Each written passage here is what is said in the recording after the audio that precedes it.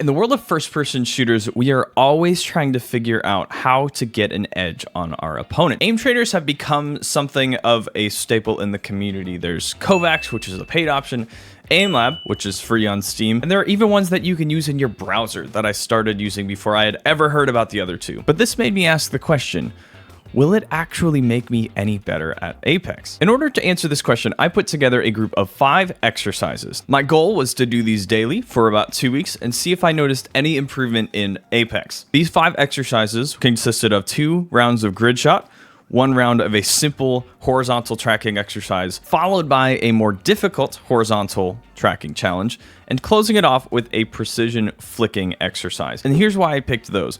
Grid shot and the last flicking exercise I hoped to help improve my wingman skills, and then the tracking ones, horizontal tracking is something I really struggle with, so I wanted to see if this would actually translate into better in-game close quarter combat with an SMG, with a Peacekeeper, something like that. I want to talk about this in 3 major segments, and the first of those is the plateau of the first few days. I'm embarrassed to show you the footage from my first day, but I'll show a little bit to you in B-roll and overlay as I'm talking. My movement felt jagged and inconsistent. Something as simple as following a ball left to right was way more difficult than it should be. And I came across something specific that I was not anticipating, and that was my hand started to cramp. Something about aiming at this level of precision, or trying to anyway, for this amount of time, a group of 60 seconds, was actually a lot more difficult than I expected. And this kind of makes sense. Most gunfights in Apex probably fight for a few seconds, you back off and heal, or you die, one of the two. So day 1 was really hard. It was really hard, but man, the next 2 days paid off. Day 2 and 3 noticed extreme improvement on my scores, as well as how I felt while I played the game. I could tell that my movement was already becoming smoother, my tracking was getting better, and although I cramped up a little bit, my hand and my wrist, my forearm muscles felt way better than day 1. But I hopped into Apex after these couple of sessions and didn't feel like I played any better at all. Now this brought about my first conundrum. Is it possible to become better at AimLab without improving at all in Apex? It's undeniable through the data to see that I was improving at the game I was playing, but did AimLab actually help me in the game I'm trying to get better at? Now, there's actually a really easy answer to this that may not debunk the rest of this video. Apex is a composite game. It's not just about your aim. In fact, aim is only a small portion of a large list of things, right? Positioning, how much loot do you have versus the other team? What's your armor value? And then there's luck thrown in there. We can talk about servers later, don't worry about that.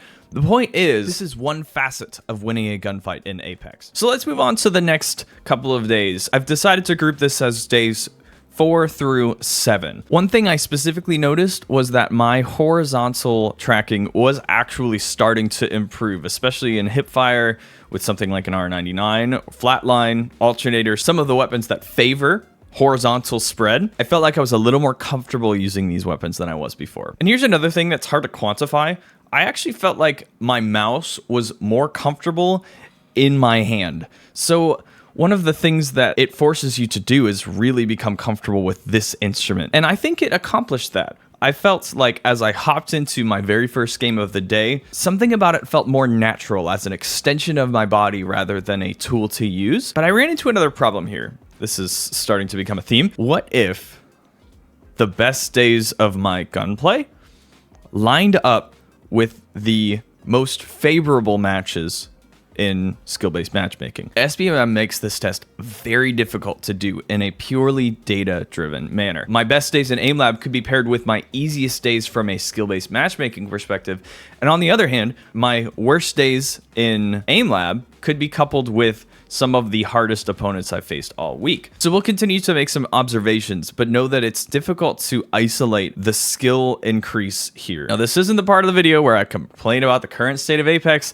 and matchmaking, how ranked with hidden MMR is the worst idea they've ever come up with, or how it's legitimately ruined my ability to enjoy the competitive aspect of the game, and how mixtape has become a stomp one way or another in every single game. No, that's another video. But let's move on to the last half of this challenge, days 8 through 14. If this segment had a title, it would be The Good Days and the bad days. So we've pretty much plateaued at this point. My stats from game to game pretty much are a straight line with a couple of inconsistencies here and there. Day 11 was a day like any other. I brushed my teeth and neglected to floss like any other day, but something was wrong as soon as I started my usual warm-up. I was hitting record lows on all of my aim lab exercises. I almost felt like the weight of underperforming in aim lab affected my confidence more than reflecting my actual performance. So my first couple games, I didn't perform well, but I'm wondering if that was more of a result of my awareness that the score was low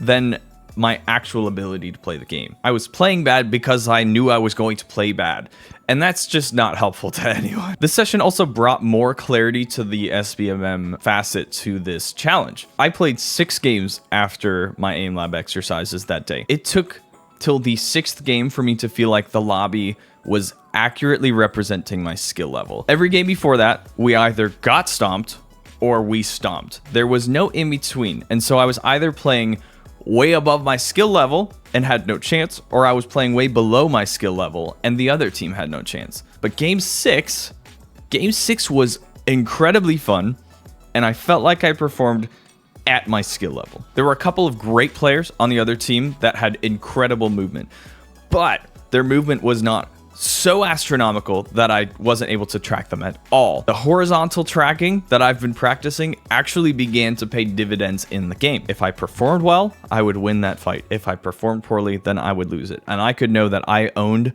either result in this case. And again, the SBMM conversation is just, it's so far outside the scope of this video, and I don't want to make that the excuse or the focus. I just need you to know that this is a factor that we cannot avoid. And at the end of the day, aim lab is intended only to be a means to an end. And we talked before how Apex is a composite game of a large variety of skill sets. So aim is just one facet to it. In other words, I'm not playing aim lab because I enjoy playing aim lab or because I want to play ranked now because apparently that exists. So let's reel this back in. I have 3 major takeaways from this experiment. Number 1, aim lab objectively increased my skill level in specific areas it's designed to. I trained for tracking, flicking, and precision, and I believe that aim labs objectively made me better in those categories. Now, this wasn't exponential growth. I'm not as good as ASU yet, maybe next week, but it was growth that was measurable. It was noticeable. Second takeaway, aim lab made me more comfortable with my mouse. Now, again, this is a little more subjective. However, this is relevant. It made my mouse movement feel more natural, and it made the instrument feel like an extension of my hand. I've been playing Apex long enough to know that sometimes I felt this way, but not every day by any means. So this was an improvement in me feeling comfortable with the setup I've given myself. And here's takeaway number 3. Aim lab alone will not turn you into an Apex predator. I've said it once, I'm gonna say it again. Apex is a composite game with a number of skill sets.